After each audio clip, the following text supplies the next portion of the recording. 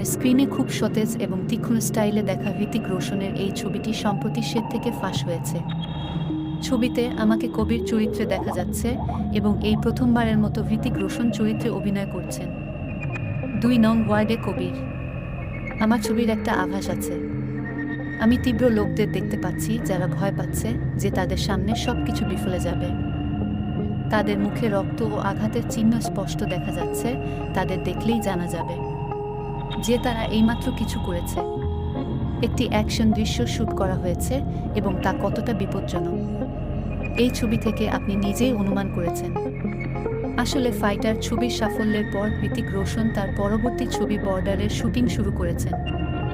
এই ছবিতে হৃতিক রোশন ও junior NTR অভিনয় করছেন। জোরালো চুরি দেখা যাবে। গতকাল খবর আসে হৃতিক এবং জুনিয়র এনটিআরকে একসহ দিনে শুটিং দেওয়া হয়েছে। কিছু দৃশ্য ২ তারকা একসঙ্গে করবেন, আবার কিছু দৃশ্যে অভিনয় করবেন।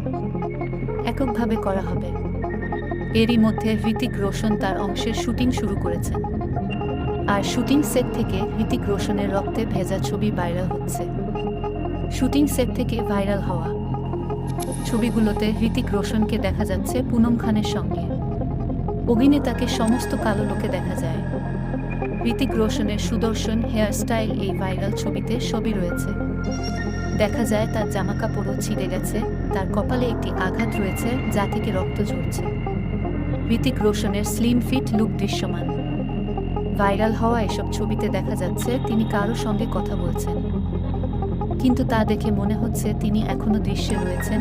অন্যদিকে দেখার পর ভক্তরা স্পষ্ট বিশ্বাস করেন যে এবার ভিলেন হতে চলেছেন হৃতিক রোশন অর্থাৎ কবির।